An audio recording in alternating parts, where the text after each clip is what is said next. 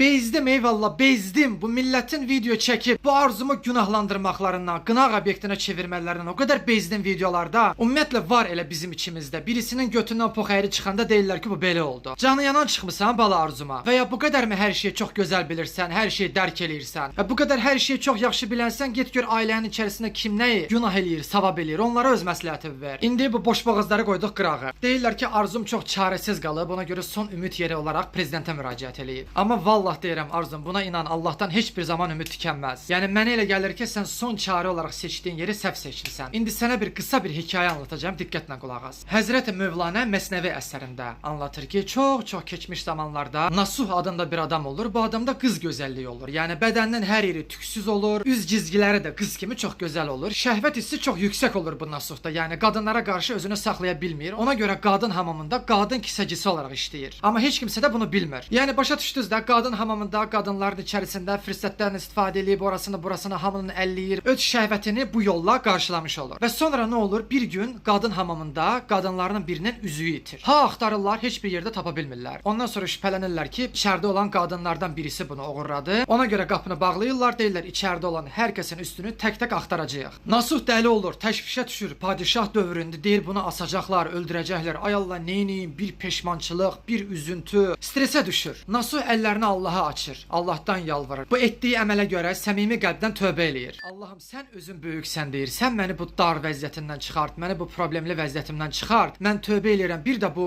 günahlara, bir də bu zina işlərinə bulaşmayacağam. Nə cür içdən belə peşmançılıq hissi ilə Allaha yalvarıb əlini açırsa, elə bu dualarını tam bitirir bitirməz, o birisi otaqdan bir qadın qışqıra gəlir ki, heç kim səni axtarmağa gərək qalmadı. Üzük tapıldı. Nasuhun tövbəsini Allah qəbul eləyir. Ondan sonra Nasuh bütün ömrü boyunca tövbəsini tutur, kisə işini buraxır, gedir başqa işlərlə məşğul olur və Allaha verdiyi sözünü, tövbəsini pozmur. Ona görə də günümüzdə hələ də böyüklər dua eləyəndə deyirlər Allah sənə Nasuh tövbəsi nəsib eləsin. Və hekayənin ən önəmli tərəfi də odur ki, bu birbaşa Qurani-Kərimdə keçir. Ona görə arzum, sən də otur düşün, mən nəyi xəta elədim, mən harda səhv elədim. Çünki hər kəs öz için bilir. Kənardan danışanları, sənə qınayanları boş verib, bir qulağından al, o birisindən ver getsin. Hər kəs özün bilir, öz için bilir. Tək başına otur, bir düşün, nə xəta eləmisən, bəlkə nəyisə bir yerdə səhv eləmisən. Allaha tövbə elə, Allahdan istə. Amma elə belə yalandan dildə yox. Həqiqətən içdən, o peşmançılıq hissi ilə, o elədiyin səhvlərin bağışlanması diləyi ilə Allahdan istə və inan ki, vallah billah Allah heç bir zaman geri çevirməz. Onsuz da başımıza gələn müsibətlər də, bəlalar da Allah tərəfindəndir. Ya sınaqdır, ya da elədiyimiz bir səhvin cəzasıdır. Ona görə sadəcə Allahdan istə, heç bir zaman Allah səni geri çevirməz. Sən bu qəzada günahsızsan arzum, məlum məsələdir. O heç. O birisi oğlan getdi, onsuz da öldü. Onun kitabı bağlandı, qurtardı. Günahıyla, savabıyla ucu getdi. Sən ki burdasan, sən yaşamağa davam eləyirsən. Yaşadığın üçün də bunu dəyərləndirə bilərsən. Dediyim kimi dəyərləndirə bilərsən. O gəlib sənə də vurmuş ola bilərdi. Bugün sən də bu dünyada olmaya bilərdin. Amma bəlkə Allah sənə şans verdi. Ona görə məsləhətimi dəyərləndir. Mən də keçən il Qatar dövlətində tələbə olanda şərlənərək tutuldum. Demək olar ki, hər kəs bunu bilir. Özdə kim tərəfindən? Mənlə bir evi paylaşan, mənlə bir yerdə yaşayan tələbə tərəfindən. Güya onun qızılını oğurlamışam. Amma inanın, nə qorxmadım, nə bir şey, içəridə olduğum müddətcə sadəcə Allaha yalvardım, Allahdan istədim və çox şükürlər olsun. Tez bir zamanda qurtuldum. Sizə də yenə səslənirəm. Ay qəlbi qaralar. Madəm boşboğazlıq eləmək istəyirsiniz, madəm danışmaq istəyirsiniz, qınamayın, günahlandırmayın. Danışmaq istəyirsiniz, məsləhət verin, tövsiyə verin. Bu qədər.